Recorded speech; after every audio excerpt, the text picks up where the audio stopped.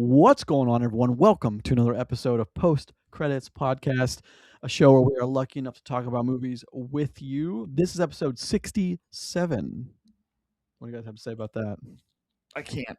Don't do it. I can't. My wife will kill me. Why don't you want My to do daughters it? will love me. Well, one There will. you go. Okay. Why can't you? You should just do it anyway. No.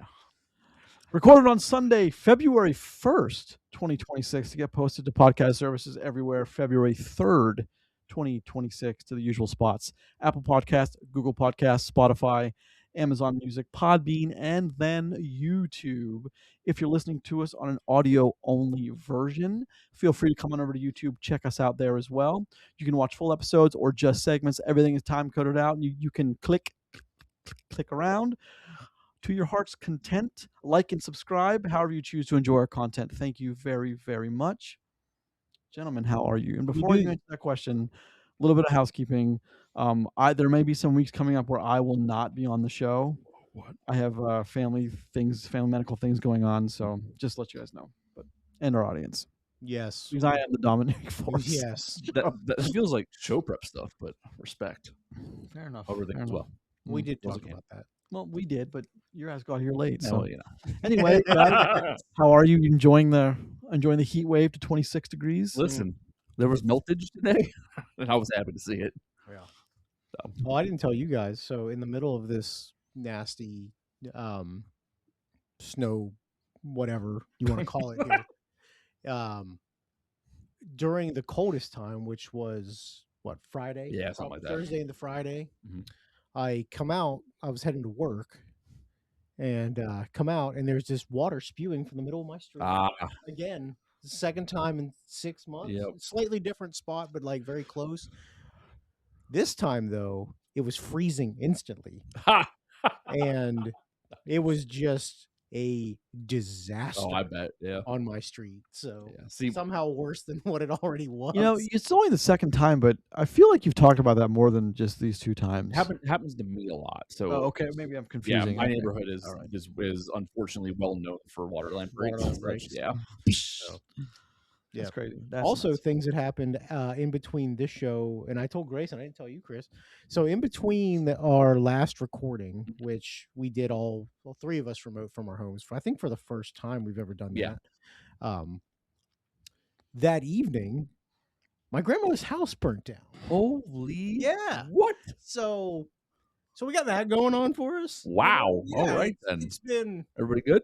everybody's okay. All right. Yeah, everybody's fine. Okay. It is a miracle everybody's fine. However, their house is legitimately gone. Like there is nothing left except because the house was super old. They had like Yeah, an old yeah. school, like concrete root cellar. Mhm. Still there. Like, the Of only thing course, of still course. Yep, standing, yep. because of course it'll be there.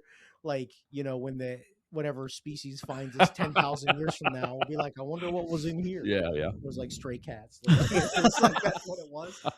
But yeah, so that happened. So it's been a weird week for me and my Yeah. family. So yeah, Well, very glad everyone's okay. yeah. Legitimately, they think it was an electrical fire that started. So Were they home when it started, or were they out? it was dead in the middle of the night. Whoa, Dead in the middle of the night. that's scary. Yeah, so that's what I was woken up to on Monday morning. So Jeez. I know we didn't. I mean, during prep, Roger, you told me that you are fortunate enough you have a place you can yeah, put I them do. for I the do. time I have being. a rental that is currently unoccupied. Is now being occupied. There we go, Or, yep. Well, in the Yep. process of being occupied. Mhm. So apparently, it's more difficult to move when you don't have anything than you think. Yeah. I Because, can imagine. Yeah. yeah. you I know. mean, well, everyone's okay, and that's the big takeaway. Everyone's Yeah, okay. everybody's fine, but it's a little different in my world right now. So Yeah. you know, so I got that going for us. Okay. So this is very positive things talking about Grayson's family medical things in my house. You know, my family's legacy house burning down. So it's a great start. Chris, whatever terrible tragedy has befallen you this week? Okay. I got one. It's, Okay, It's good. real bad too. Good, So I'm real tore up about it. Did you like stub your toe or something? No, I had to go see Wicked. Like the musical. Like the actual You've already stage? It was Dude, it was so you went devastating. up to Marquee, right? No. No, like he went to the Oh, you went to the stage. actual music. Yeah, Yeah. I went to Okay. Pittsburgh. Nice. So the reason I said that is one of my very good friends who actually me and our families we all had dinner last night. Mhm. I texted him on Thursday or Friday and was like, "Hey man, do you want to meet for lunch? Because I had a big open hole in my schedule." And he's like, "I can't because I have to take my daughter to see Wicked 2. Okay. Because they were replaying it up at our marquee Oh, or okay, whatever. gotcha.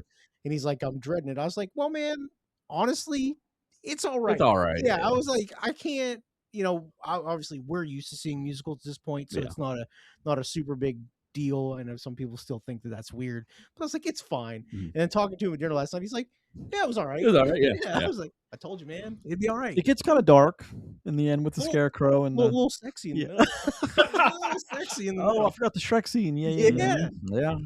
Reverse Shrek. Zaw swamp. I don't know. It's not been a great time at the household, but everyone's moving forward. Everyone's We're here to dealing with make it. you all laugh. We are, with stories of our own misfortune. Dance for make me a bicycle clown. Shut your mouth, funny guy. Make it. Still the best rated R comedy in my opinion. Wedding Crashers. Over the first Hangover? If I had to compare the two, I think Wedding Crashers is slightly funnier. Yeah. Hangover may be more inappropriate, but I think Wedding Crashers is funnier. Oh, Hangover or Wedding Crashers is pretty inappropriate if you think about it. So I one story I would want to tell you that's kind of funny is back to the house burning down thing. Is good funny stories. You remember? So when I was in, Chris, were you on? Was Chris on the show yet? And he must have been when I was in Canada in 2019. I don't remember you being in Canada. So here's the story. So here's the story. So I was in Canada working on a Netflix, the Babysitters. I think it was the Babysitters Club for several months. And one night I was driving home down this long drive. I rented a house in this nice, kind of a nice posh neighborhood. It was an Airbnb, right? It was an Airbnb. It was like one of I had the basement. There was a basement, a first floor and a second floor, all apartments that are all segmented out. And I was driving this long drive. And there was fire trucks and cops, and I was like, "Wow, someone's having a bad day. Someone lost their house." And when I got to the end of the street, I realized, and it was you. My Airbnb had just burned down. You callous dick! You've gotten what you deserved. Again, no one was hurt, thank goodness. I was met by the other occupants who I'd made friends with by that time. But it did take me like 9 months, but I did get the insurance claim. I did get all everything replaced. Nice. So, but that was I was like, "Oh, someone's having a crappy day." And turns out that was. You were one of those people. The movie version of that is the fire truck are driving by and you're driving alone and you go, man, someone's having a bad day, and then it cuts immediately to you looking up and there's just the reflection of the flames are on your face. What's the scene from Fight Club when he walks up to his apartment building and it's like there's just the blown. Oh yeah, yeah. Yeah, I was Well, I mean, it's. Levity is looking back. I can laugh, but it's funny and fine because nobody got hurt. Yeah, exactly. Yeah. The guy on the second floor, he actually lost a lot more than the rest of us did. He had for some reason he was in between homes, and he had the deed to the house before he had given it to the people who just bought it completely burned up.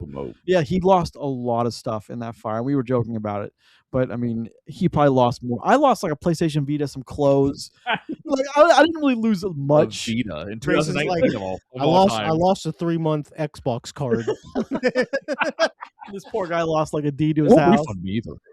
Oh no, they eventually stubbornly did. But anyway, moving on. We have a show, so let's get to it. Yeah, let's do that. Let's get to it. This week we're going to talk about some box office. We had some Oscar nominations to talk about. Very excited.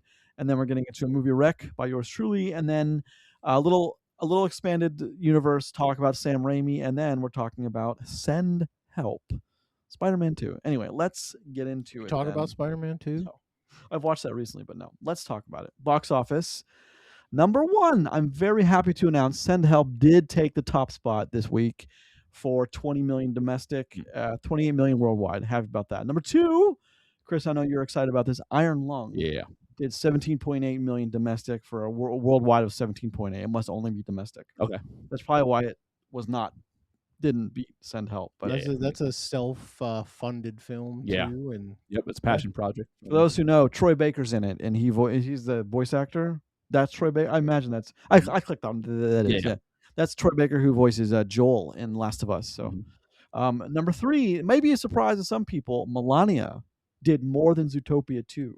Which is kind of mind-blowing. Zootopia 2 on its 27th week or something, sure. Melania did 7 million and 7 million. So Oh yes, this $1.7 billion. Yeah, oh, God. Zootopia 2, number 4, 5.8 million for a worldwide of 1.776. Jesus. What? 1776. Why is that date important? Something happened in history. Why? I'm assuming lots of things happened then. Honestly, Guys. Yeah. 1776. Yeah. What was born on 1776? I mean, technically it wasn't 1776, but it's fine. Millions of people were born that year.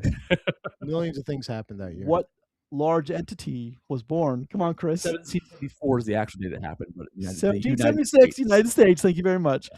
Is this a fucking 4th of July? I don't know what's episode? What are you happening here. doing? Well, this is 250 for this country we're in, so this year's going to be interesting. Anyway, number 5. This is not already interesting this year. All right, number 5, Shelter. Jason Statham kicking ass for a 5.5. Kicking ass, but not the box office. Mediocre ass kickings.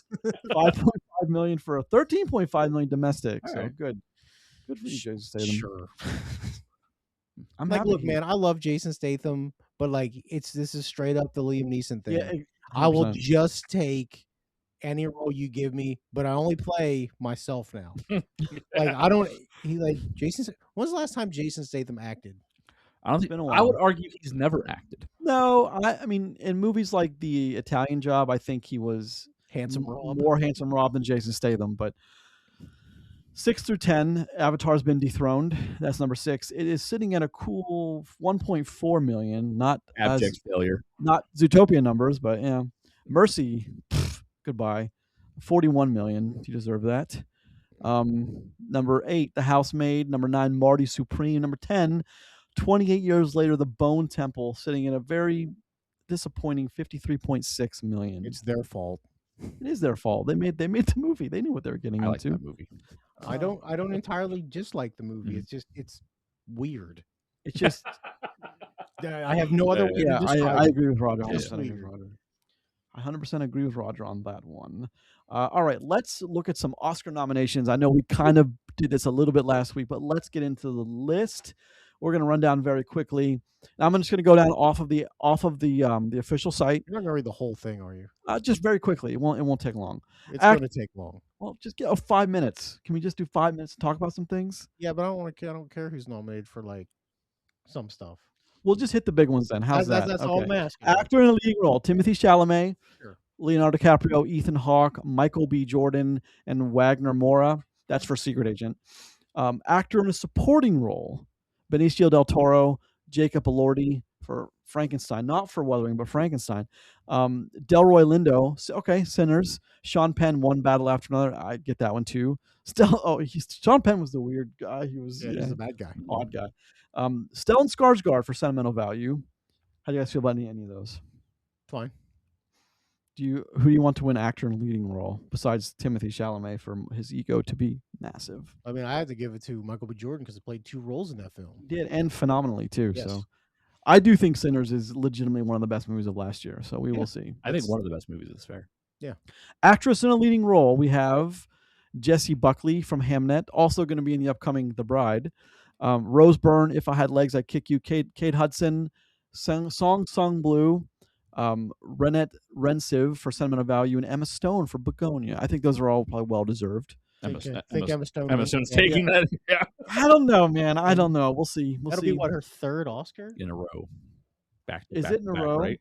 Oh my No, I don't lord! think it's in a row. No, Oh, no, she got it was 2 definitely last It year. was definitely. When was the one that we hate? Her and Mark Ruffalo. Pretty things or something things. That was 2023, I think. Yeah, maybe. That was 2 years. Okay. But yeah, that will be her 3rd because she got the one for The Help all those years ago. Yeah. Because that movie's really good. It is fantastic. Yeah, I mean, like, look, when you get to 3 Oscars, though, like, you are in Metric, man. the elite of elite. Mhm. Like, getting 1 Oscar, like, elevates you incredibly. Yeah, of course. Getting 3 of them, good God, man. All right, actress in a supporting role. Elle Fanning, Ingra for Sentimental Value, not for Alien? not for Predator. Oh, man. I Um, like that movie. Inga Ibsen Lillis, I said that wrong. I'm sorry. Amy Madigan for Weapons, Wumni Masaku, and Tenya Taylor for One Battle After Another. Animated feature film. I know this is kind of a growing category on this show for us. This is a pain point for Christopher. Arco, Elio, K-pop Demon Hunters, Little Amelia, and the character of Rain and Zootopia 2. Chris, what's missing? It's that fine. you- I'll write it in. It's Demon Slayer. Write in. Right, vote for that. Right. I'm going but I to. appreciate I'll it. figure it out. Our animated short film, not one that we usually look at. Nope. Casting's not really. Cinematography, we could do this Sure, one you real can quick. do cinematography. So Frankenstein is going to get nominated. Marty Supreme, which I don't really know if I agree with that one a whole lot. But cinematography? yeah, for cinematography. One Battle After Another. Another one I'm not quite sure I agree with. But Sinners, yeah, Sure, I'll give you probably. Sinners, yeah. And Train Dreams, one that we will catch up with on this show very soon. We're going to start knocking, just quick point of business. We are going to start knocking off stuff that has major nominations over the next couple of weeks. We may not get to everything, but we're going to try.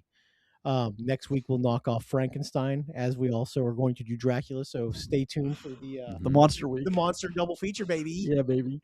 I want to talk about costume design for 1 second. Here's why. Nominees are Avatar, Fire and Ash, Frankenstein, Hamnet, Marty Supreme, Sinners.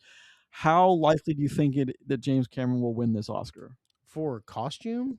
It's up against Frankenstein, Hamnet, Sinners, and Marty Supreme. 4 movies I think are probably better than this in this category. It doesn't win anything. Hey, I sure hope it doesn't, I don't but think it's going to. I mean, like, love look, James if it Cameron, wins for but- visual effects, I'll never argue that. Yeah. But Agreed. not, yeah. No, Hamnet wins costume design. I haven't seen Frankenstein, so I don't know. That's fair. Another big one is directing. Chloe Zhao for Hamnet, Josh Safdie, Marty Supreme, Paul Thomas Anderson, One Battle After Another. Kind of That one's contentious in winning. this room, but That one's winning. well, you really think so? Yeah. Okay, fair enough. Sentimental Value, Joachim Trier, and Sinners, of course. Ryan Coogler, who, man, I think Ryan Coogler has a real chance. I to win think that. he has a shot. Sinners is a damn good movie. And what he did with it, especially that sequence with the music through the ages. I know some people don't like it, but I thought that was just amazing. No, that was the best scene in that Yeah, I film. don't see it. Like, how would you not like that? Yeah. Like, that's fucking incredible, man. Documentary feature film, we don't usually fuss over too much. Documentary short film, film editing. This one kind of F1, Marty Supreme, One Battle After Another, Sentimental Value, and Sinners. That one's kind of like a. Come on, F1, baby. I hope F1 wins something. It's gotta win International something, feature right? film. That's a Brazil, Formerly France. titled foreign language film. Oh, sorry, international feature. I was reading the countries. Not. I was like, those are all. Yes, those are nations. countries. Yes. The Secret Agent. It was just an accident. Sentimental Value, Sharat, and the voice of Hindu Rajab. Live action short film we don't usually cover. Makeup and hairstyling I think could be an interesting one. Let's talk about it. Frankenstein, Kokuo, Sinners, The Smashing Machine, and The Ugly Sister. Not Wicked. Yeah, but we've been over this. Wicked didn't get any nominations, and I one of two things happened. It's because it's the part 2 of something that already received a lot of acclaim, or someone somewhere Somebody's pissed off the mad. Academy. Somebody's You know what I mad. mean? Yeah. Well, the first one doesn't apply because Return of the King won all for the whole thing, so that doesn't. It was a But different time back then. well, sure, Honestly, that was a long time ago. Let's talk about music for a second. Okay. Begonia, Frankenstein, Hamnet, One Battle After Another, and Sinners. I don't know if I Honestly, nominate any of those. music is good in all of the movies you just named that we've seen. Yeah. Would We'll see you Frankenstein next week. So would you nominate One Battle After Another for original So score? music is one of the only things I think that works really well in that. Okay, in fair enough. that. There's so many points where they link specific scenes and carry on With moments music. with music. Yeah. And I remember talking about that when we talked about the movie. That's the only thing I liked about that film was its sound and music design was really good. Okay, So, fair yeah. enough. And then I think Sinners really has a shot at that one too. Agreed. Sure, of Agreed. course, yeah. And then music original song, Dear Me from that's from Dear Me. No, nominees are Dear Me, Golden, I Lied to You, Sweet Dreams of Joy, Those are and the Train songs. Dreams. Yeah, those are the songs. Oh, those are names of the songs, sure, but it Yeah. didn't say like name of the movie right under them, which I thought they were going to. Yeah. Golden is from K-pop Demon Hunter. I Lied to You. I actually don't know what that's from. Train Dreams, obviously from Train Dreams. Whoa. It'd be weird if it wasn't. From Sinners, Train Dreams. And, okay, here's the train category that everyone. Here's the big category. Probably the only category that most people really care about. I mean, if you want to really break the Oscars down, there are 5 categories that Yeah. matter. Mhm. 5. all right, here we go. Here we go, baby. Begonia, F1, which Roger and What's I. the category? Oh, sorry, Best Picture. There we go. You did. Yeah, You, so did good. you didn't say that. You edited right. the audience. Congratulations. F1, Pretty which boy. F1 is rad, and I hope it's got a chance. But we all. No, it it's does No, not. I mean, not like, look. in my heart, F1 will be there. Good for it for getting a nod. But like, I want you to understand when we run our vote board, I will not be voting for F1. Just so we're full disclosure. Frankenstein, it's Netflix. Hamnet, which will be available on streaming next week. Next Roger? week, yeah. Next week, Peacock, okay. right? Peacock eventually. Okay. VOD. Video VOD this week. Yeah. Marty Supreme, One Battle After Another. The Secret Agent, which is a foreign language, I think foreign language, right? It is foreign language. It has to win its category. Sentimental Value, Sinners, and Train Dreams. Now, Train Dreams and Frankenstein are both available on Netflix. Most people have Netflix. You should check those out if you haven't. We're definitely going to be talking about those two before. We have plans for sure to see Frankenstein, Hamnet, and Train Dreams. Yep. Those are that we will have. Those are definites, and then we'll try to get in there. We'll have two more to try to squeeze in, and it's going to be tight. Yeah, there's actually more decent things during our catch up period than what we're used than normal. to. Yeah. Scream kind of throws things for a yeah. little Honestly, number one. This honestly, first quarter. Scream's a problem at this point. Yeah, I mean, and here's the thing. I want to see Scream. I don't mean it that way. It's just normally like we have holes where we can slide stuff in, and we just can't do that this time, which is also good for the movies. Yeah. It means there's movies worth watching, of course. Production design: Frankenstein, Hamnet, Marty Supreme, One Battle After Another, and Sinners. That's another category that I don't. It's not a big one. The average person really. The other thing is I don't know what that means. No one understands what production design means. Dude, production design is like what it looks like. What the sets look like. I also barely understand what the difference between editing and visual effects are. Fair, okay, fair. There are real. We kind of get it, and we talk on a movie podcast. All right, sound. Here's one. F1 could legitimately take this. Okay, I mean it could. Sure, F1, fair. Frankenstein, One Battle After Another, Sinners, which could also take sound, and Surratt. We haven't seen Surratt, but I imagine it could also. But F1 has a real shot at this because that movie in IMAX in the IMAX format was awesome. Dear listener, F1 rules. F1 was cool. F1 is the tried and true is what a movie star can do as opposed to non-movie stars if on you Netflix. Watch Top Gun Maverick and F1 back to back. That's awesome. Good for you. It's a lot of awesome is what it is. A lot of awesome. Visual effects. Here's a big one. Here's one that Avatar could legitimately win. F1, Jurassic World Rebirth. Boy, I hope that doesn't win. It looked fine. It's not going to win anything. No. I sure hope not. But I can see why it's nominated, though. The Lost Bus. Did you guys watch that with Matthew? I did. I did. That's the one with Matthew McConaughey, it's right? McConaughey. Yeah. There's a California wildfire. Actually, I just watched. I think it was this week during the snowstorm. Yeah. During the snow in. It's okay. Yeah, it is. It's good. Okay. I thought it was good. And Sinners, also visual effects. Okay. Here's another big one. Writing adapted screenplay. Begonia, Frankenstein, Hamnet, One Battle After Another, and Train Dreams. I'm saying a lot of the same movies over and over again. How that happens. Yeah. I don't really have a dog in this race. I haven't seen Frankenstein. I loved Hamnet.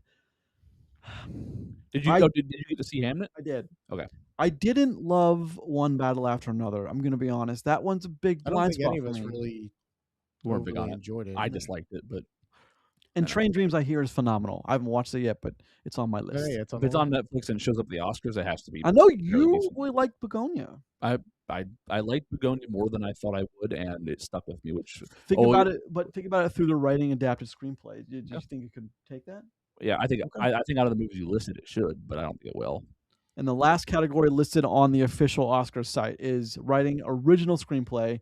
Blue Moon, It Was Just an Accident, Marty Supreme, Sentimental Value, and Sinners. That's another one. I could see Sinners taking that. Or even Marty Supreme. So I know we just broke down some of the stuff with some commentary in between. I don't know if I mentioned this last week when we first brought up the Oscar stuff. Sinners is nominated for the most things ever. And it broke the record by 2. Yeah, ever. Which is crazy thinking about how much stuff like Lord of the Rings got nominated for back in the day. Yeah. And here's the difference. Lord of the Rings achieved things, Yeah. And then they're Sinners. Yep. I mean, your hate for Sinners is something. So no, listen, I love Sinners. He doesn't hate Sinners. I don't hate Sinners. I don't know what that's about. I believe that the hype and the buzz for it is a little overhyped. I don't know what it is about, because I've seen it twice, and I just don't like. It's good. It's fun. It is. The movie is it does some outside of the box stuff. It sticks very much in the box for other things in like within the whole vampire like stuff. The movie does some cool shit. I don't think it's 16 Oscars good though. Like I don't. I mean, is it Return of the King good? Probably Well, you not. know Is what it I mean? Titanic But, good? Probably you not. know. But I would bet Peter Jackson and James Cameron are going to have a private phone call about we can't let this guy win, right? We cannot let this happen. I mean, like if it does well as a season, good for it. It's just it didn't resonate with me that much. It's going to win some stuff. Oh, I mean, statistics say it has to with 16 nominations. There are some movies that last couple of years were nominated for a ton of stuff and won absolutely zero of them. Yeah, so. but not this one. This one has the critics are fawning over What's this the movie movie. we hated last year? We hated a lot of movies last year. We did. Last year was a No, tough the year. one that got a bunch of Oscar noms. Amelia Cortez or it was. Oh, right. Perez. That's it. Ended up winning one thing, and it was yeah. it was the first song that It had two in the song category. it was for a song that a very American actress sang. Yeah, one of us predicted that was the song that was going to win, and two other people didn't. So Chris is super humble, by the way, people. Yeah. Super humble. Yeah. So so before I make a fool of myself, Academy Awards are Oscars, correct? Those are the same thing. Okay. So back to the Emma Stone discussion for a second. There are a total of 7 actors who have won 3 or more Academy Awards. Okay. Ever, and only one that's won 4. Who won 4? That is Katharine Hepburn. Hepburn. Oh. Now this is according to Jim. So there could be some errors here, but Jim tells me that. Assume there's at least one error. Yeah, no, I agree. I agree with that. So yeah, so also Tom Hardy won 5 actors. God, damn, wow. Yeah, no, 14 nominations for Venom. Yeah, let there be carnage. Yeah, right. Oh God. Yeah, so yeah, Katharine Hepburn is on the top of this list with 4 wins. All right, she's like the queen of Hollywood. And then there are 6 people with 3, and that is Daniel Day-Lewis, Frances McDormand, Meryl Streep, excellent, Jack Nicholson, excellent, Ingrid Bergman, Old school, and then Walter Brennan. Yes, of course, all legendary. Yeah, all of them. There are some names that Ingrid Bergman, the last one. There are names missing from there that I wasn't ready to not read, but just people like Tom Cruise, people like Brad Pitt, like our generation actors that have been around forever, and it's like they don't win anything. Yeah, I mean, interesting. All they did was get money. I mean, good for them. Yeah. Tough. Although while we're on that subject though, like Russell Crowe has that because didn't Gladiator and then A Beautiful Mind, he was a lead in both those movies that won Best Picture back to back. Like that's a weird category. Like he's the king of. Yeah, like, he's the only one who's ever done that. So yeah. But yeah, I specifically looked for just actors and actresses, not for like movies and like directors. And all Air that Bud kind of also won. The dog that played Air Bud. And Gemini Jim's like, hey, Google's nominated for 27 categories this year. Yeah. But no, I mean, I think that's interesting because like when you said 3, I was like, 3 has to be not that quite that rare, but apparently, all right, yeah. That's crazy. All right, let's move on the show a little bit. Let's do a movie recommendation. Of course, we're talking about Send Help this week, which is Sam Raimi. I want to talk. Is it my week? I think it's my week. I mean, you're going to talk. You're going to go anyway. I'm going to give it to you anyway. So. Let's talk about The Evil Dead, the original. Also, we no longer know the rotation. Yeah, we have to get back in. Okay, we'll recenter. Well, this is good because just Grayson started it, so good enough. Let's talk about The Evil Dead, the original Sam Raimi. This movie is campy. It is a horror film. 5 friends go to a cabin in the woods and like a book from the Necronomicon is a passage from the Necronomicon is read and things start happening. Necronomicon. Yeah. What did I say? Necronomicon. Necronomicon. And it's very campy and it's a horror film and it works oddly well.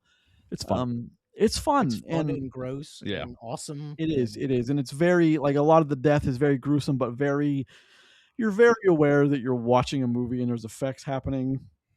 Very practical, of course, but you're very aware of it, and I think The Evil Dead is timeless. I know a lot of people probably don't agree with that at this point, but I think it's timeless. There's a lot of people that would agree with you. A lot of people, very culty people, I would assume, like actual cults. Yeah. Of course, that's Sam Raimi's guy, Bruce Campbell. He's the lead. That's if you haven't checked that out, that's available on Prime and Amazon, both to rent though. Or sorry, Amazon Prime only to rent, but that's fun. If you haven't seen that one in a while, I expected because of The Evil Dead, I expected Send Help to be a little more campy than it was. There wasn't a lot of camp in Send Help. So It was camp. when we talk, I'll talk about what I kind of had an idea what Send Help might end up being when we talk about it here in a minute, but it's a little different. Yeah. And Yeah, here's the thing, agreed. I like the movie, so Okay. Well, that goes right into the discussion. It goes right into the discussion of what do you expect from a Sam Raimi film? Well, so I'll go first on that because like there are two very distinct versions of Sam Raimi films. Mhm. So you have the whole class of like cult classic horror, which is let's just put all the Evil Dead in one bucket. Yeah. Okay, it's just easier that way. Yep. And then there's Sam Raimi, Spider-Man director. Yeah. Which a lot of people would argue for a long time that Spider-Man 2, well, I would still argue that Spider-Man 2 is still one of the best Marvel movies ever made.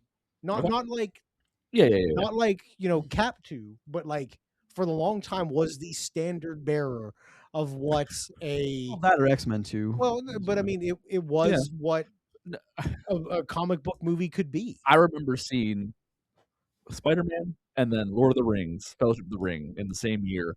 And my aunt wouldn't talk to me anymore because I liked Spider-Man more than I liked Fellowship of the Ring. And my family's very like medieval fantasy oriented. Couldn't have what you saw, like not in the theater. You didn't, because those weren't the same year. Maybe then it was like recently or something like that. Were they on VHS, Chris? No, were they on VHS? Well, no, because I remember walking out of the theater having the discussion. So it was like adjacent to the time. Spider-Man 2 was 2002. That was the same as Star Wars Episode 2 weekend, wasn't it? I don't know. Well, no. So I know that the Star Wars Episode 1 and Spider-Man. Oh, maybe that was it. Directly head to head. But that was 99. And like I was never a big Star Wars guy. Like I've kind of come around to it. Like, but I wasn't like, oh, Star Wars is the greatest thing ever. Like I was so happy when Spider-Man kicked its ass.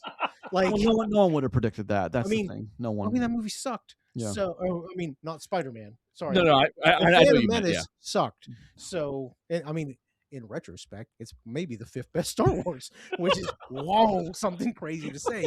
But you're right. I mean, no, yeah, it probably is. I mean, Phantom Menace is responsible for spawning a whole bunch of edgelords with Darth Maul. So sure, it is what it is. Still getting paid. That character is still kicking. Yeah. But yeah, I mean, like I was so very happy when Spider-Man was just like, Tobey Maguire's out there just flipping around. Yeah. Like, yeah, Spider-Man's cool. So anyway, back to Sam Raimi. Now that I derailed that whole conversation. When you watch the trailer for Send Help, it really kind of reminded me of campy Sam Raimi, not serious Sam Raimi. I think we got a movie that was a little more on the serious side than on like the campy. We got a movie more akin to Spider-Man than Evil Dead. Okay. Which I wouldn't have expected, but I think we got both. I don't necessarily agree with that, but I mean, there are definitely some stuff that I could see transcends between the two of them. Have you guys ever seen Drag Me to Hell? Yeah, I just watched that this week. Actually, that movie is awesome. It is. That's a very good movie. That's also very Sam Raimi. Very much Sam Raimi. A very underappreciated movie in his arsenal, but like critically, it's great and it checks every box you want from like a pseudo horror movie. Yep. So agreed. Because it's not just scary. Like there's decent suspense in there. It's a pretty good film. Yeah. Please go ahead, Roger. No, but it's like if you're going to run through some of his filmography, some of it, but I just I want to highlight for. So okay. I mean, he also did he did Multiverse of Madness, didn't he? Yes, he did. Which is certainly a movie. I mean, so the Sam Raimi things in Multiverse of Madness are like the best parts of the Multiverse of Madness, though. Like the whole scene where Scarlet Witch is chasing them down that like weird like factory looking hallway stuff. Like that's actually like kind of the most parts of the film that stand out to me are the Sam Raimi moments in that film, and I appreciated those. It's what's built around it that sucked. Right. Not the musical note fight. Anyway. He does a lot of shorts starting at 1972, but Evil Dead's not till 81. I didn't bring it up earlier because I wanted to bring it up now, but there's a couple movies before that, but I think a lot of people would probably say that Evil Dead started the Sam Raimi cult. We get the Evil Dead 81, then we get Crime Wave, we get the sappy soap, Evil Dead 2, Royal Court, China the Half Truth. That's a short though, and then we get, I always forget about this one. Always forget about it in 1990. Dark Man.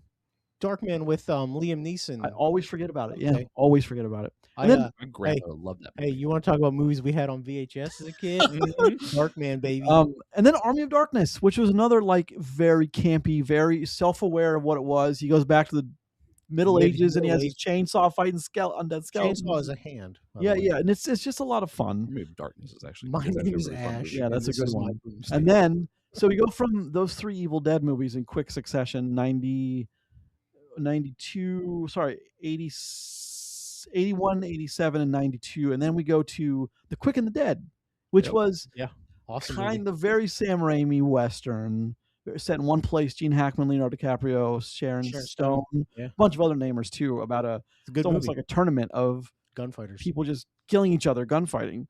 But it's also, if you watch it, it's very Sam Raimi-esque. A Simple Plan, and then one of my favorite Sam Raimi films in '99 with Kevin Costner, For Love of the Game. Good movie. A love story with him and Kelly Preston. He's got some moments in that movie. I think it's one of the great love stories of the '90s.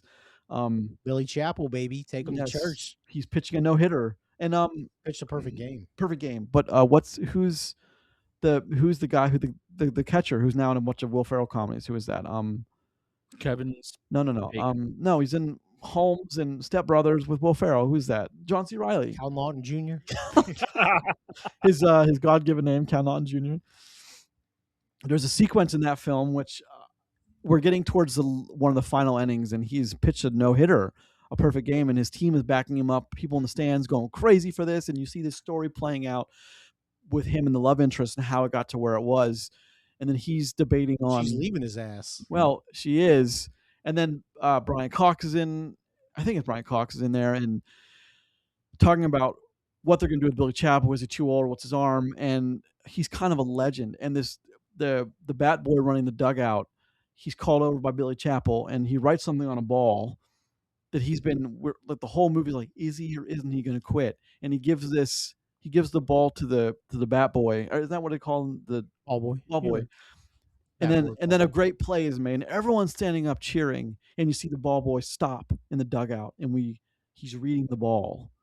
And then we see what the ball says later. It says, "Tell him I'm through, for love of the game." It's like one of those very 90s moments that just, man, it's awesome.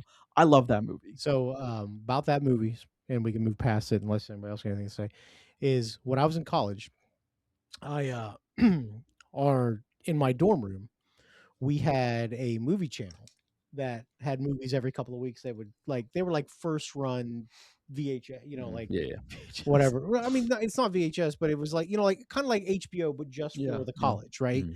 And For the Love of the Game was on rotation for a month, and I must have watched that movie like 6 times. It's great, isn't it? Because it was just like I couldn't turn it off. It's easy to watch. Yeah, it was easy to watch. Just sit down at any point in it. It's good. Then we get to Spider-Man in 2002, and this is a new wave of Raimi, of course. So Spider-Man 2002, Spider-Man 2 2004, Spider-Man 3 2007. Those are in order. That's what he did for those years. Nothing in between. Spider-Man. And then Drag Me to Hell, Roger, 2009. So that was 2002 to 2009. He made 4 big movies. I mean, if you rope it all the way back to 99, that's 10 years, man. Yeah. 6 or 5 big ones. Oz the Great and Powerful, which I don't really whatever. That's kind of a... I mean, it's a movie. And then a show that people love, Ash and the Evil Dead. That's kind of a cult classic at this point. And then we are up to Doctor Strange: The Multiverse of Madness, which is a movie. It is a movie. It does qualify to be called a motion picture. But I don't know if Sam Raimi needed to be involved in that one. Man, we're still feeling repercussions from that movie, and like the repercussions is the wrong word, but like ripples from that movie into other Marvel stuff. Like it's still unfolding. So there's a lot of years skipped. He did a lot of producing in those skipped years, but then we got Send Help in 2026. 2 things he's got coming: the King Killer Chronicle and World War III. You guys missed the event that happened years ago, World War III. You guys missed that event? Yeah, apparently. The description is an examination of what the world might look like in the future of the 21st century. If there's any director who I thought shouldn't do that, it's probably Sam Raimi, but what do I know? Fired. What Sam, do I know? You want to come on the show and defend yourself? Yeah, make sure you bring Chris Pratt, though. Sam, if you bring Chris Pratt, you're no longer going to be welcome on the show. Wow. You will be sitting outside in the cold, in the snow, or you will be in timeout if you bring Chris Pratt. don't bring Chris Pratt. So with Sam Raimi and you going over his major works and stuff, like, do you have a favorite Sam Raimi movie? I mean, For yours Love of sounds the like Game. For Love of the Game. Hands So. down, for Love of the Game. What about you, Roger? I really do dig Drag Me to Hell, but I mean, the Spider-Man, Spider-Man 3, obviously. yeah, well, I mean, let's be honest, not so great. But I mean, Spider-Man 1 and 2 are great movies, and I mean, I always appreciate them. yeah, But I mean, the Evil Dead stuff is always great. Like, yeah. you know, I mean, I know you guys know, and if anybody actually listened to our show for a long time knows, like, I'm not a big horror movie guy. Like, I'm not, but I always kind of dug the Evil Dead and Ash vs. Evil Dead. Like, I always like those. Yeah. So because they're also kind of cool. You know what I mean? Yeah. Which is it's sometimes weird Chris, to do say you that. think you would survive in that? No, come on. Let's be real. No, I wouldn't. Okay. Gotcha. Yeah. Not many people would though, but he's What about you, buddy? It would have to be Spider-Man 2 for me. Okay. If I had to pick one, and then like that's not like the like a Raimi style movie. It's just him directing something and putting a spin on it. So I mean, if I had to pick a Raimi style movie, I really like Evil Dead Rise. I enjoyed that movie. I think it was carried by a couple of actors and actresses in it, but it was sufficiently creepy, and it had him like his signatures all over that movie, obviously. But like, Well, he didn't direct it; he just produced it. So Yeah, that's but- why I left it off the list. yeah, but it's one of those things where like It's very Raimi. yeah, like whoever was That movie exists because of what Sam Yeah. Raimi did. yeah, I mean, and like whoever worked on that got direction from Raimi, and I really enjoyed the just the full experience that movie delivered all the way through. Yeah. So One last thing about Spider-Man 2 is it very much has one of my favorite J.K. Simmons things of all time, oh yeah, where he's staring out the window as J. Jonah Jameson. He goes, "Huh, a guy named Otto Octavius ends up with 8 arms. Who saw that coming?" It's just like it's so on the nose. yeah, it was It's like just like yeah. yeah. Does the very now memed laughing? Does that come from Spider-Man 2? Or is that Spider-Man I don't remember. or Spider-Man 3? Even I don't know. It's which. one. I mean, it's one of those where he just laughs like that's the just maniacal yeah. laughter. And Bruce Campbell in some of those movies is really fun. At least in the third one, he's really as the waiter. Yeah. He's like calling. He's like, and they go away. Yeah. He's funny, and that's that's Sam Raimi's dude. So I can appreciate that. I will say that Spider-Man. as far as like Spider-Man 2 versus X-Men 2, I don't think it's a hard. I think Spider-Man 2 has the much better hero moment in it than X-Men 2 does, which is the train using the web to stop the train, and then everyone's Yep. seeing, and then they care. Like, Just a come kid. on, man! Like that's Well, I mean, amazing. so Spider-Man is is in like the top 3 for like highest grossing and most beloved superheroes of all time. There's a reason for that, you know what I mean? So, and Raimi didn't hurt that franchise until the third movie in any way, shape, or form. So I appreciate. But he didn't hurt it either. That's not. It was the studio's fault. He said, "I'm not ready for." Who's the black suit? That's Venom. He said he told the studio famously, "I'm not ready for Venom," and the studio's like, "We want Venom, we want Sandman, and we want the Goblin back." Yeah. And he's like, "What? Well, What? We don't need 3." say that, but then the whole Dark Toby or whatever people. It's got to go with Venom. That's the Venom part. No. You're talking about the dance. Yes, that's what I'm talking about. That's very Raimi. Well- Whether you like it or not, and that's the worst parts of that movie. Sure, but when You say worst, and you would be wrong. that was he did not want Venom. I know. He did Yeah. not. So I mean, Trust me, as a Venom fan, Nobody. I'm wanted just that. as upset as he was. well, he Little wanted to do. Goblin Jr. more, and he yeah. throws the pumpkin bomb back at him. What an stupid- awesome move! Like you bitch. I do like the black and white they use in the third one though, and like Uncle Mhm. Ben's story coming around again. Yeah. I like that, but that's part of the Sam Raimi stuff. But so going into Send Help, did you guys the movie you watched? Does it ring true with Sam Raimi's filmography to date? You think? Go ahead, buddy. I think so. I think that as you're watching, I think that Sam Raimi is all over this movie from start to finish. I feel like you watch this. If you went in to Send Help, if your buddy said, "Hey, listen, we're gonna go see a movie. I'm not telling you what it is. You've never seen it. You know nothing about it. We're gonna sit down and watch it." By the time start to finish, you could walk out and say, "I think I know who directed that." Sure. 100%. I agree with that. I would say there's 60-40. 60 you know, 40 you don't. And if you didn't know, I wouldn't blame you.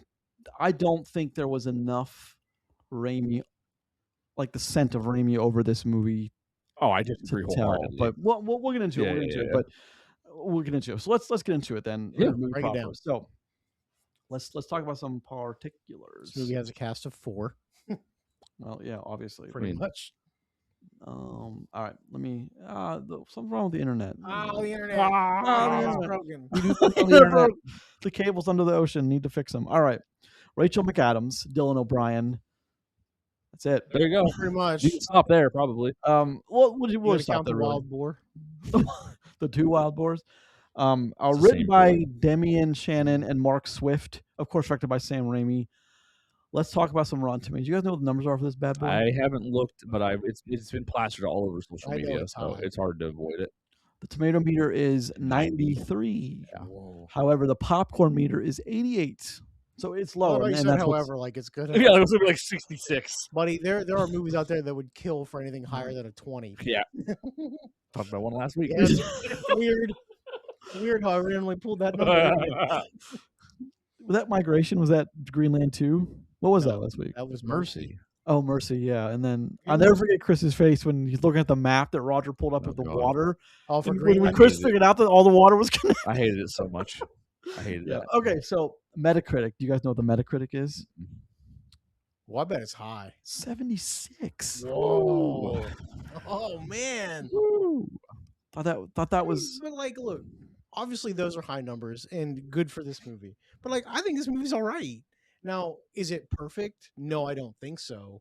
But this movie, if you didn't know it was directed by Sam Raimi and somebody told you halfway through, you'd be like, okay, I kind of know where this might end up. Mhm. And it just ends up there. Yeah. 'Cause it just, I mean, obviously, like the last 10 minutes or so, I didn't see all of that coming.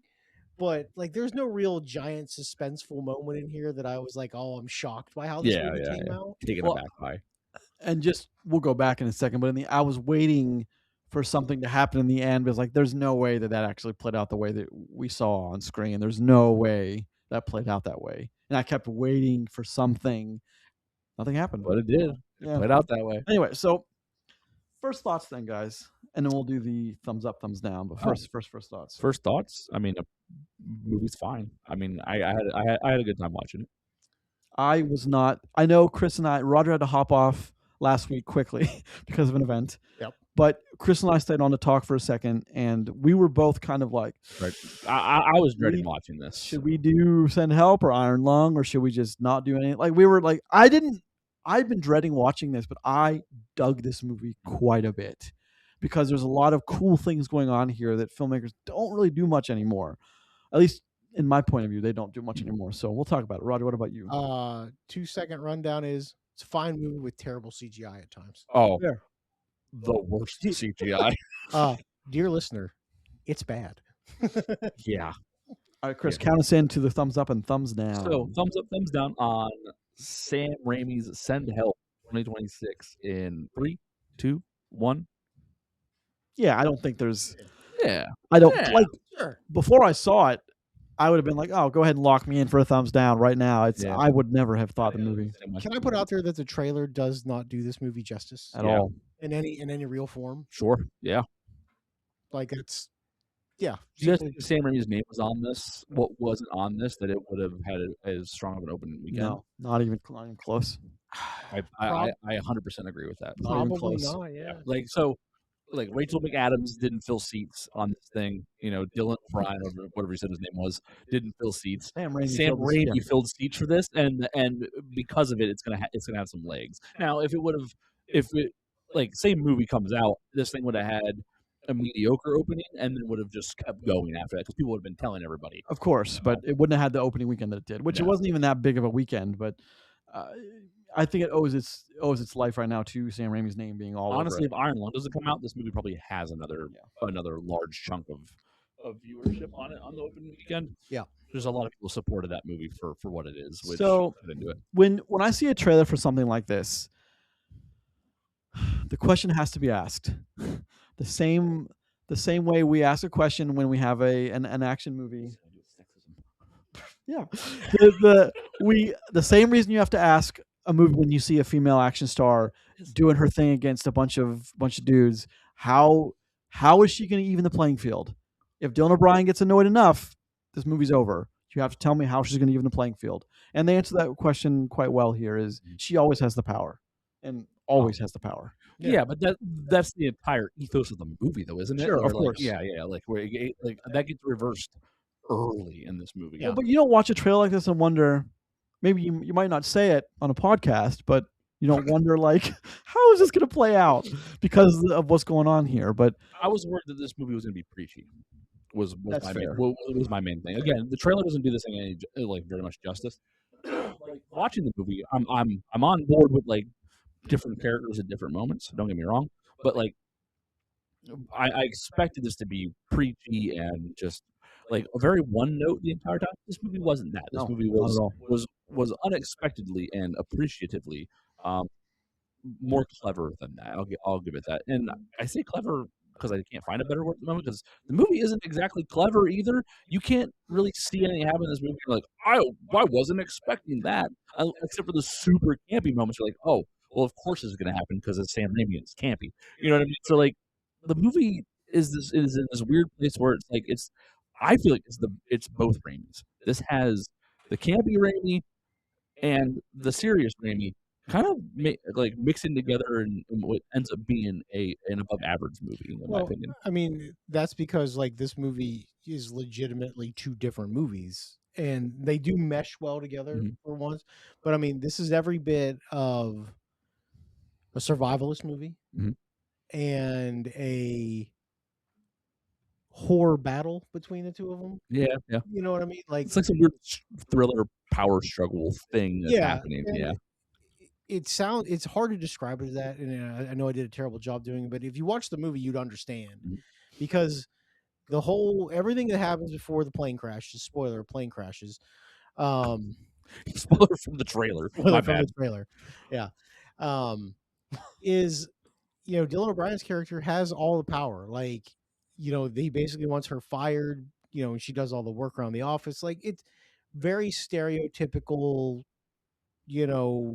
doesn't office. belong in the position he's in, boss. Yeah, well, and she's getting shit on just because of who she is. Like, it's something we see unfold in offices everywhere. But there's a lot of movies about things like this. We've seen this before, except this one flips it on his head. And then when they end up on the island, she had been, auditioned for Survivor. Was a diehard Survivor fan.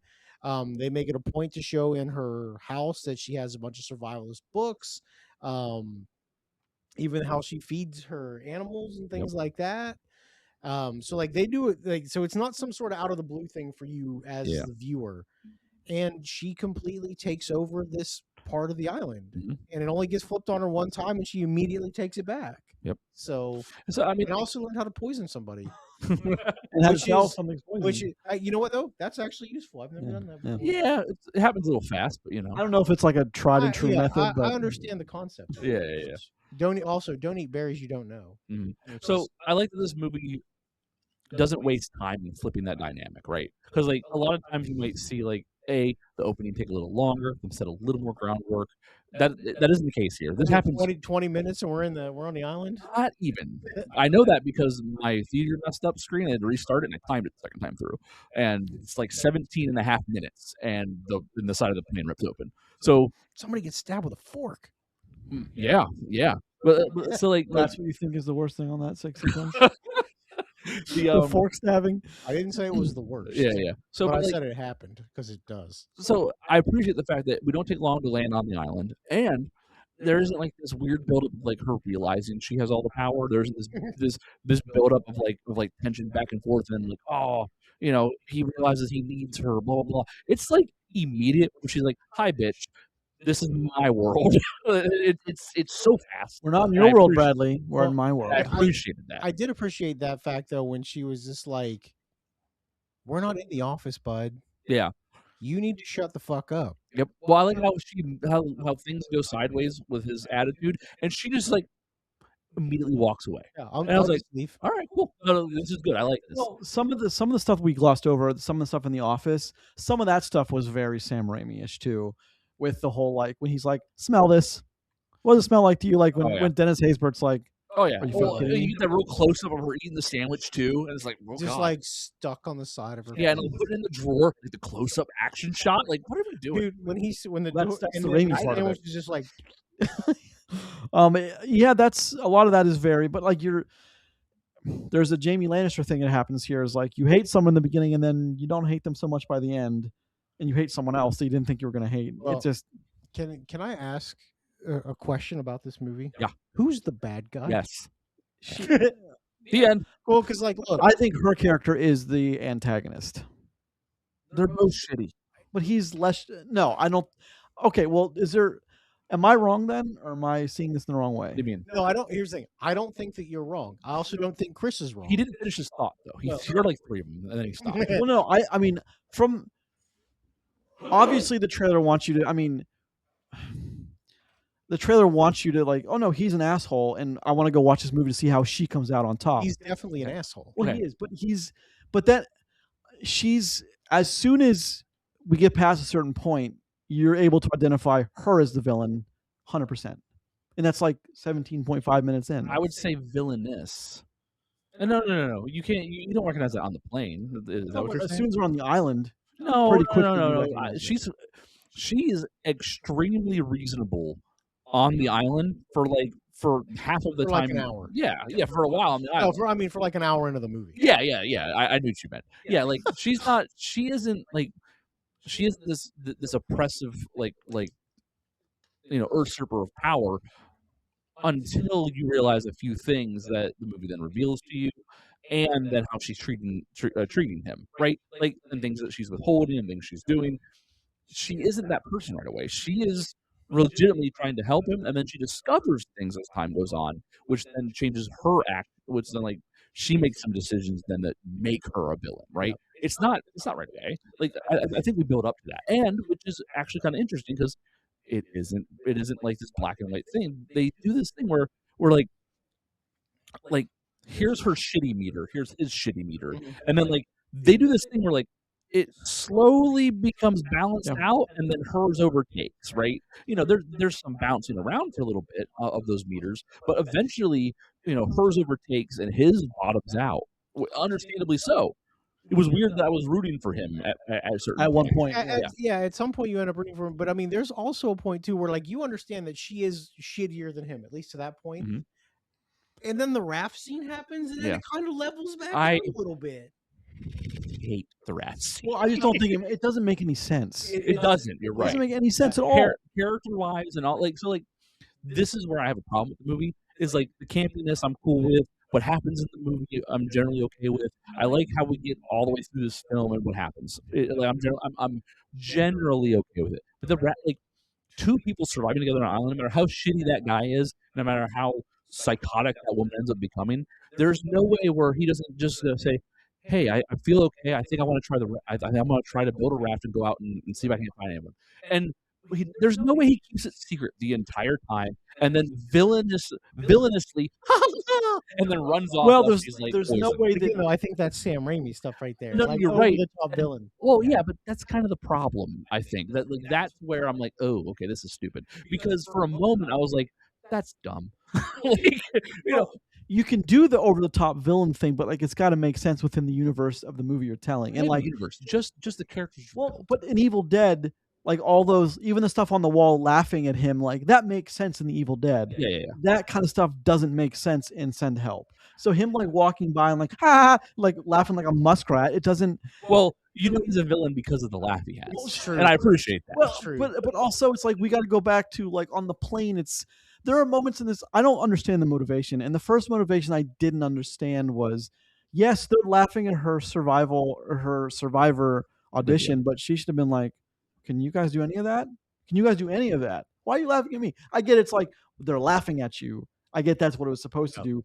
But also like you hit the nail on the head when they get to the island, like who's reasonable and who's not kind of ebbs and flows. Yeah. He is such a fucking child and unreasonable in what he wants. He's like, Yeah. she's doing all these things. She built a shelter. She built a fire. She Got found him food. water. Got him Yeah. fresh water. And he's like, can you get us off? She should have been like, what? Like, I'm keeping us alive. The thing I never understood when she's trying to feed him the fish. The I first gagged. time, and he's just like, I mean, even if you don't like fish, it had to have been multiple days at that point since you've eaten anything. Any of note. Wouldn't you just be like, yeah, I'll try it? You know? Yeah. That's also part of the Raimi. It's like, yeah. Oh yeah, like unwanted things in your mouth orifice is definitely a Raimi thing. Oh, can I Yeah, bring yeah. up one thing that on the plane before the crash, when like the turbulence happens and he's like, I better put your seatbelts on if you're a fucking pussy, and all of a sudden that dude gets thrown off the ceiling and everybody's like, oh shit. Yeah. Like I audibly laughed in my theater Yeah. like loudly. I was like, ha ha! And that dude just gets bounced well, off the it's ceiling. that guy just looks like What a such a douchebag. like they. What a fucking douchebag. The director Raimi was like, wardrobe, I need you to make him look as much like a douche as you possibly. So he has the billionaire suspenders and the slicked black blonde hair. Like, come Well, on. and like the line of "Give me your seat" is such a bad line and such a cringy line because it's like, what is this character like? I get it. You're trying to say that this guy thinks that his life is more important than hers. It's obviously not. Blah blah blah. So like, you're gonna say the words "Give me your seat" as you're trying to not get sucked out of a plane. But like, what you gonna do? Unbuckle?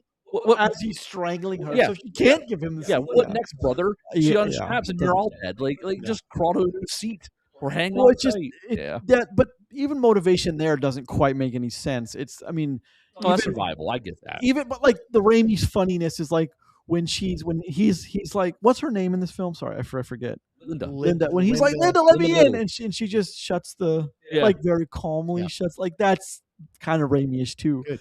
But when I get to it's not. There's a point where it kind of like for like 10 minutes is like a love story, like a really weird rom-com. Well, see, I don't mind that. You're stuck on an island with somebody, and like, surely I get it, but that's her. Like, but then we learn stuff, and then we learn what she wants isn't no longer the power. She wants a mate. She wants someone to love her again, and like that's where it gets weird. And like he's not quite seeing it like that. Yeah, he does maybe for like a second. Well, like the unrealistic views of the characters, I think, is the problem here. Like I was saying before, and again, it's like the inconsistent. Like his character, eventually, if you're surviving, you're not going to plot against the person you're with at like to the cartoonish levels that you get in this movie, because like you're surviving.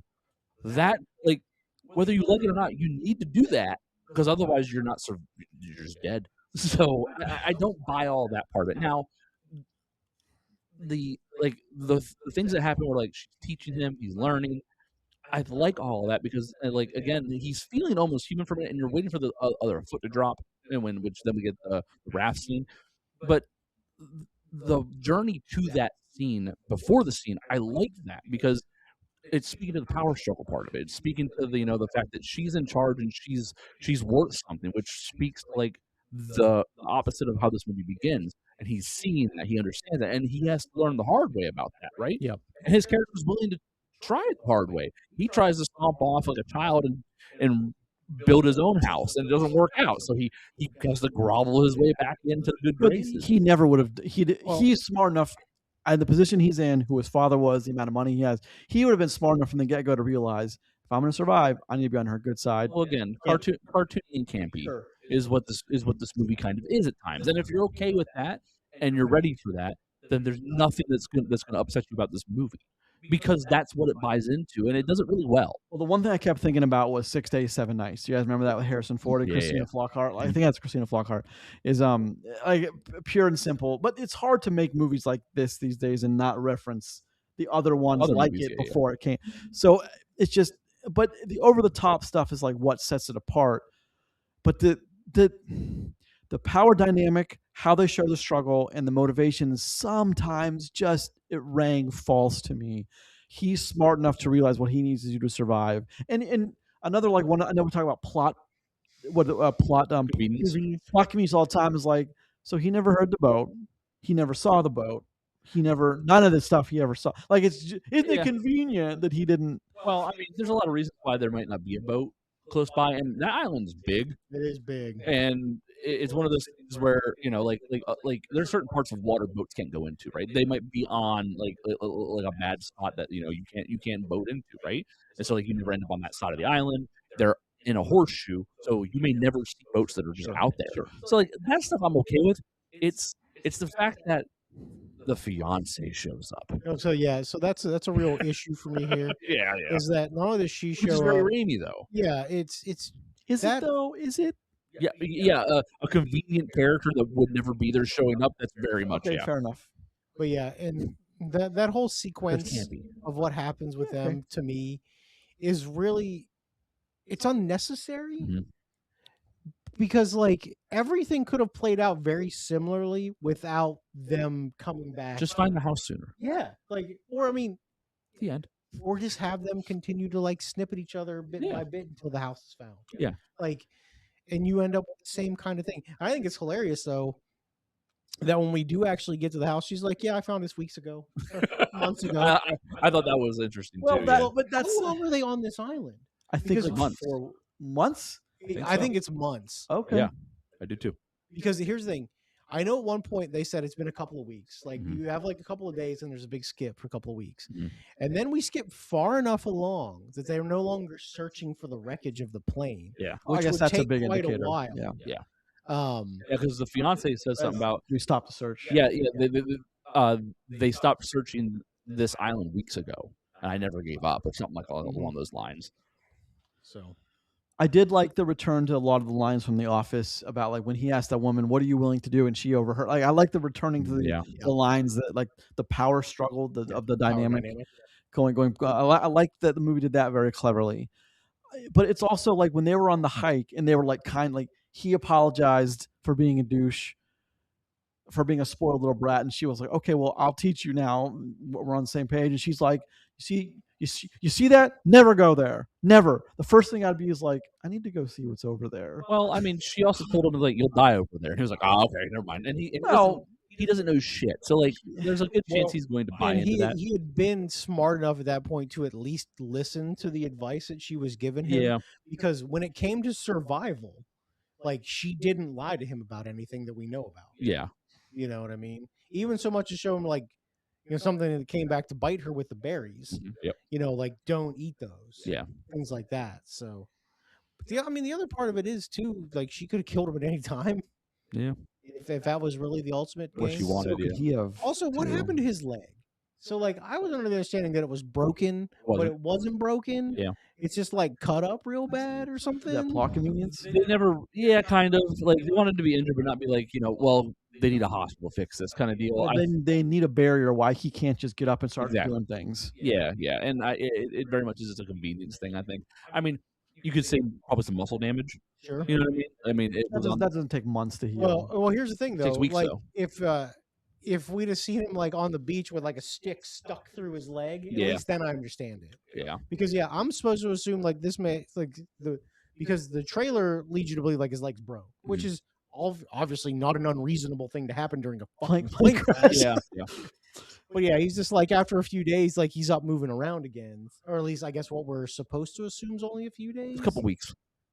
Where he's actually like hobbling around on his own power kind of deal.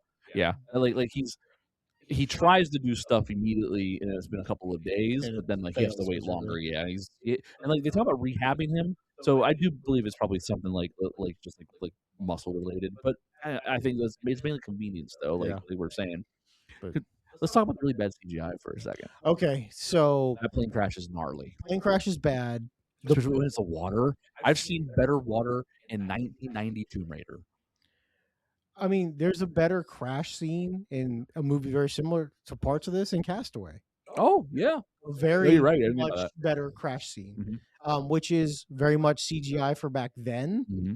Also, Castaway, far superior film.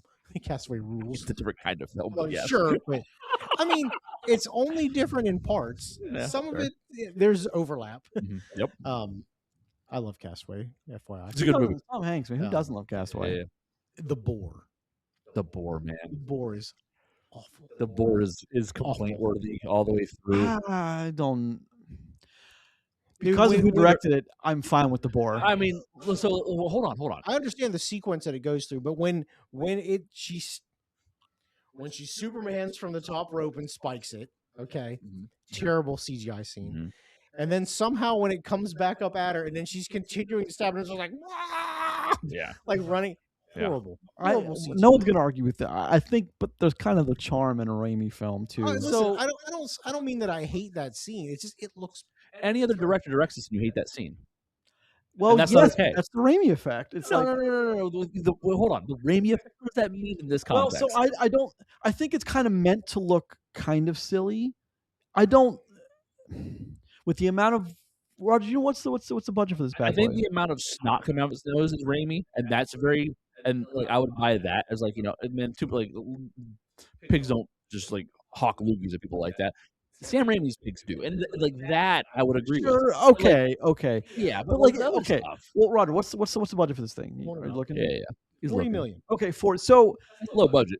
if I were and I'm serious about this, if I were a producer, like a post production producer on this, and we need a deadline, and they're like, the movie's ready except for two things: a plane crash and the boar fight look abysmal. I'd be like, I'm okay with this. Sam Raimi made it.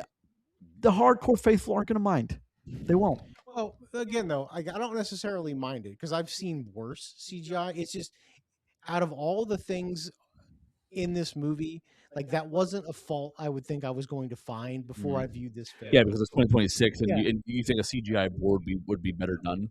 Yeah, and for the fact, like I pretty much enjoyed most of the rest of this movie, so that sticks out to me as Yeah. like a pain point. It doesn't look at all real to the environment. is the Sure, problem. but the whole boar thing, that's like going to like make Regina George over the top. That's part of that, isn't it? Like giving I her don't the know power when and she pukes back up, Oh. the stuff back up in his face. I thought that was I laughed so hard on that. What is it with movies now that where blood has to go directly into somebody's mouth? Oh yeah, Like that trend is on the uptick. because it's provocative. Ugh. I did enjoy the scene though where she poisoned him and acted like she was going to cut his nuts off. That was. We all knew that wasn't going to happen. No, like that. Hold on. I thought what was I going to thought play out. that was happening. Yeah, I Punishment thought what didn't was meet the going to play crime. out is how it happened. But there was a minute though when she kept like staring at him, and I'm just like, God damn, So, she's going to do it, man. I think that speaks to their acting skills because he does a great job there.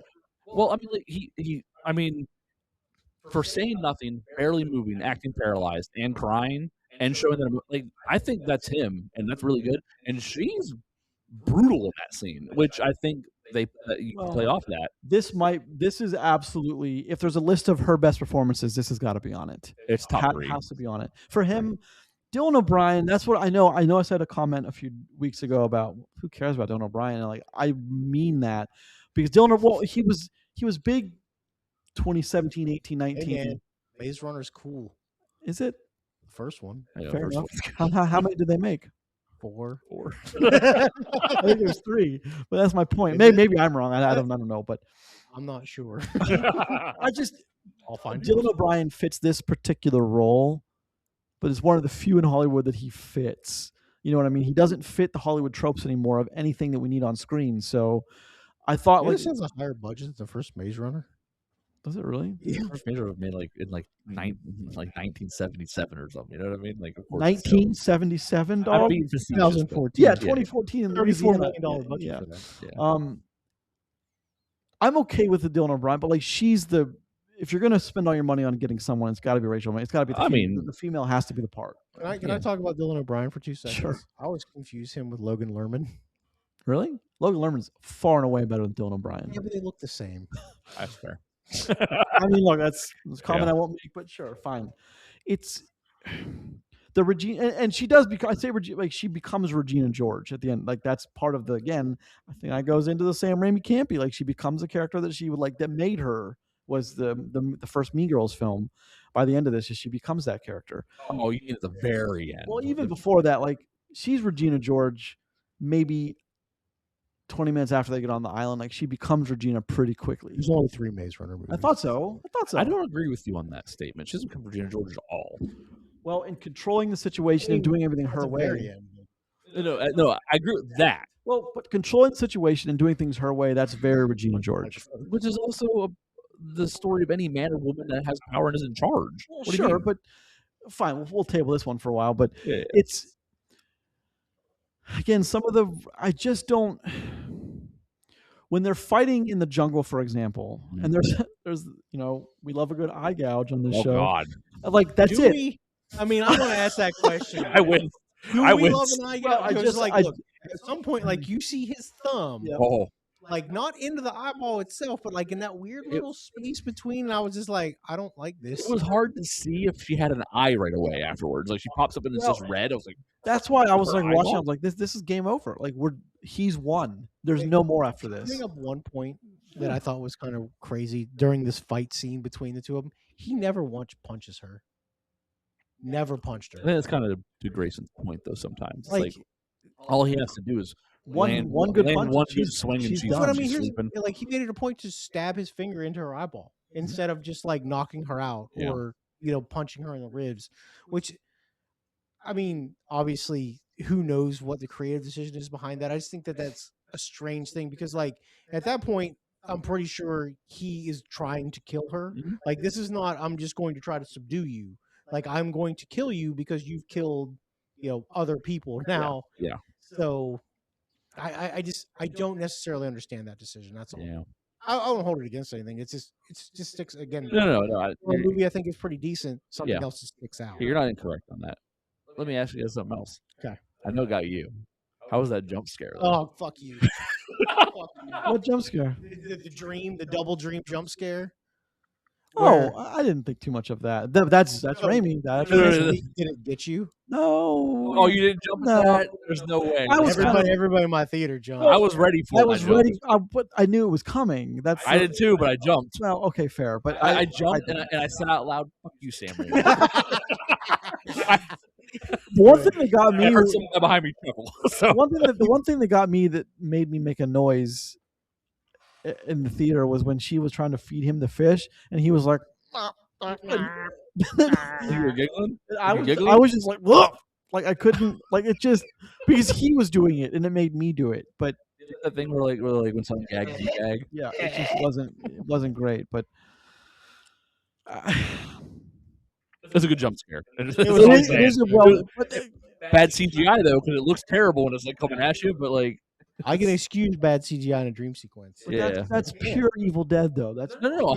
No, I'm not saying I it's not. understand why it happened, but like, got me. Yeah.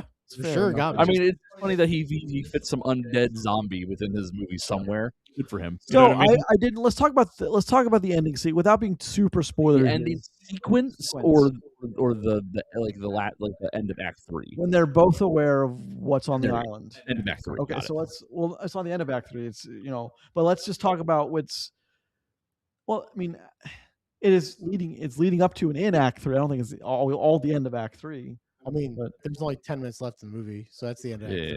three. Okay, well, when they both realize what's on the island and what it means, that sequence is as unbelievable to me as any in the movie again because he just wouldn't have lost that fight. I don't care what she had, he wouldn't have lost that fight.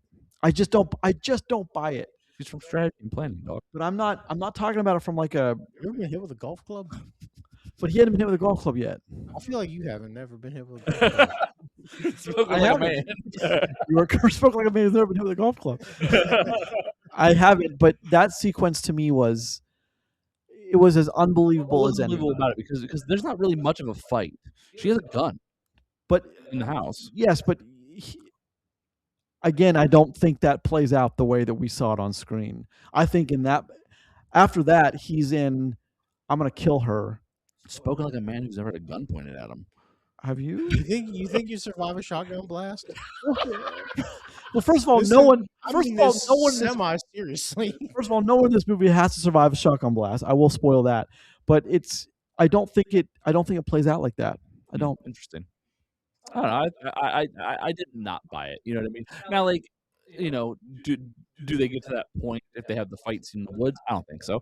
Do they get to that point if some other things don't happen earlier in the movie. I don't think so. But the thing is, the movie took us there, and I think that the situations we get, I think that they're like, I don't know. Of course, she found a knife in a house. Why did I believe her when she said it washed up on shore too? You know what I mean? Like, Well, because it's just believable enough. Because that it's not because of the plane, you're like, okay, You're on the plane. I could see that from the plane. Yeah, it was a nice plane, private jet, they're serving food and stuff on there. There could be a knife on the plane.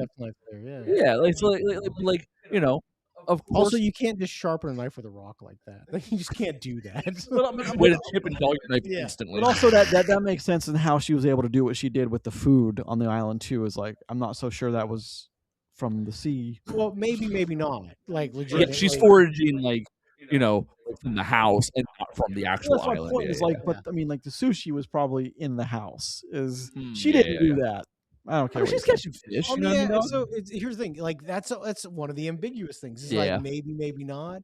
But then it's hilarious though when like it just shows her and she's just like walking around like drinking a big old bottle of water. Oh yeah. It's like nothing's wrong. Yep. Yeah. I didn't like. I thought the ending was weird. I thought it was forced, and I thought it was not well thought out. Especially how the movie ends. I was just like, very what? end is, it's kind of like, this is dumb, but whatever. You know what I mean? Like, it doesn't. But hold on, that's such a '90s ending, though. You know what I mean? Like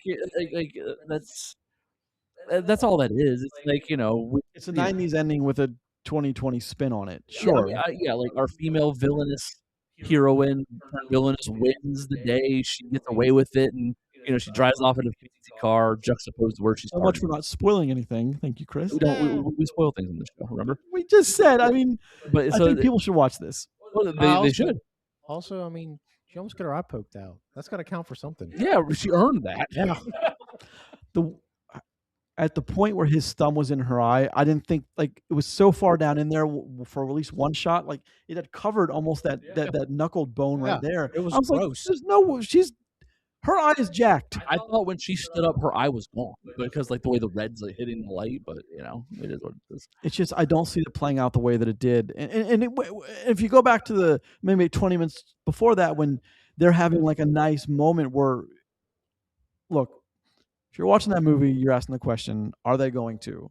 Because they could have. And I think he would have. I think she would have.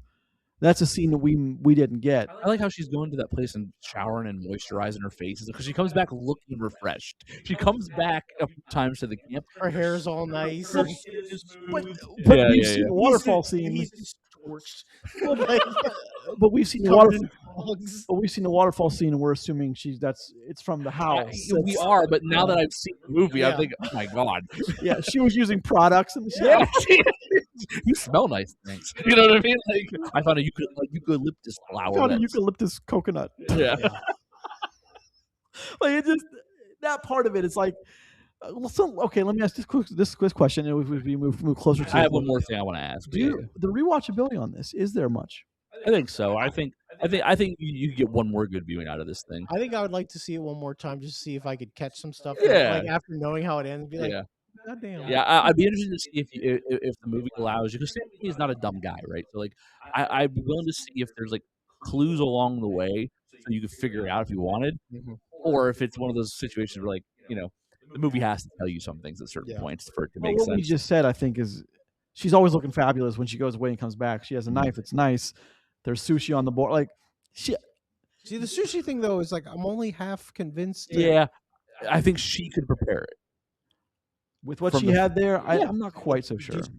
Mostly sushi is just breaking down a fish cleanly. Yeah, like that's easy to do. So the thing I don't buy about this movie the most, the thing that I have the biggest problem with, was it her name on a little coffee cup she made? No, that was cute. I want one. No, yeah. I don't buy her transformation as a character. I know they try to. I don't either. I know they try to set the groundwork where, like like she let the death of her husband happen, whatever. But like caused it.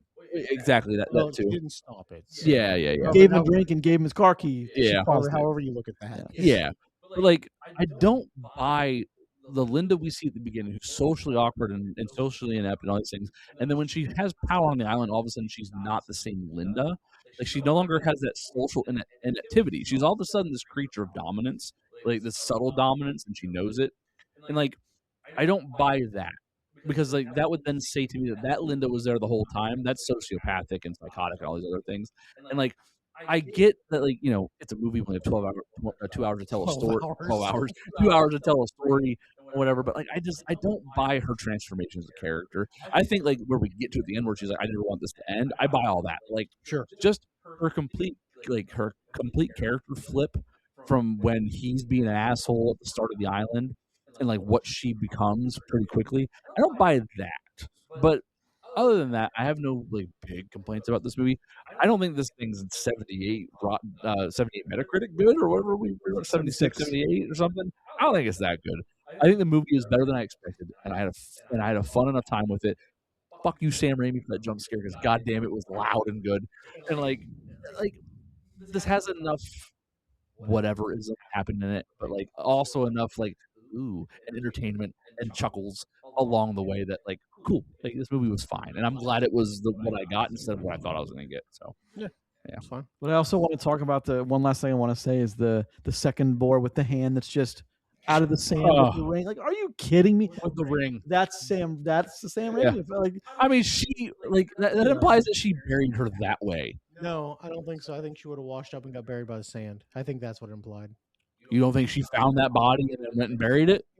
I mean, I can't say no, but I don't. I don't think so. On purpose. I yeah, or maybe. I feel like now that you mentioned though, I could see it either way. I feel like she buried him personally because like that's a lot of washing up. To also be only showing your hand up like that, you know what I mean? That's for buried. Like that doesn't come on. Yeah. Either way, the boar could have dug her up, but like, why would you bury her there when that's the changing sea line all the time? Yeah. Doesn't make any sense. No, I mean the washing up makes more sense if she's on the shoreline, you know what I mean? Yeah. But yeah. But you would drag her into the. To just have her hand there with the ring sticking out. One thing is like identify her. One thing, yeah. You can be like, whoa. Why would you also leave the ring on the body? I mean, what are you gonna do with it? Take it? Just throw it in the ocean. Bury it in the sand. Yeah, because like if there's no ring on the finger, he goes, "There's a dead body back." Oh my god! He comes back. He might not know any better, but the fact that it was his fiance's ring, God. he's like, yeah, whatever. But again, when she walks back to camp and he's like, "What's up?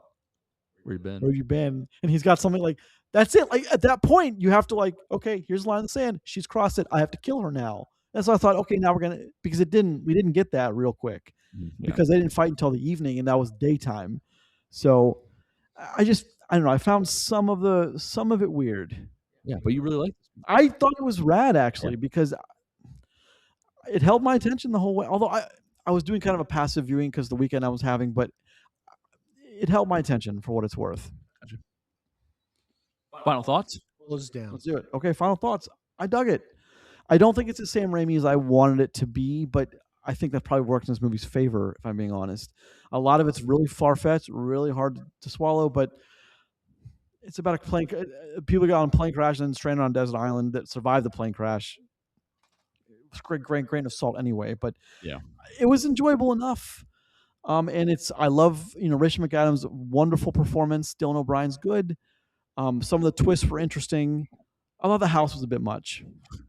I thought that was a bit much, but the house is believable. It's how she keeps him from learning all this stuff is poisoned. It's weird though, isn't it? Anyway, sorry. It's good. It's very enjoyable, and it's we don't get to say this often, but it's worth your evening and your money in a movie theater. Yep. I mean, I said enough a second ago. I mean, this movie's fine. I had a good time with it, which is good enough. And I don't like puke playing in people's mouths. I can't do that. Go ahead, Roger. What do you think? I agree with I don't like puke in people's mouths. How about eye gouging? I was gonna say, what about boar snot? But the eye gouging, I wasn't a big fan of because, no, man, I didn't like that. But overall, though, I like this movie. I think it's pretty cool. Check it out. If you're a Sam Raimi fan, this should click every box for you. So, yeah, go see it. It's good. I told my wife that Anne Hathaway was the star of this movie. Oh my! Because I'm an idiot. Okay, you are an idiot on that one. I'll give you that. But all right, guys, thank you for joining me for this discussion for episode 67. Yes. Post credits podcast show. Fucking do that. A show where we are very lucky to talk about movies with you. If you listen to this episode on an audio only service such as Apple Podcasts, Google Podcasts, Spotify, Amazon Music, Podbean, feel free to head over to YouTube. Check us out there as well. Turn us on while you're doing work, while you're preparing your own sushi. Stop it. Just fucking stop. Oh, my Lord. I'm really funny up here. Yeah, that's good. All right. Turn us on when you're doing whatever. Like and subscribe. Hit those buttons. Turn the notification bell on so you always know when we drop another episode. Thank you for joining us, and we look forward to seeing you next week for we call it the monster double feature. Yeah. The Monster Mash. Yeah, the Halloween special we're doing. Yeah, maybe in February. yes.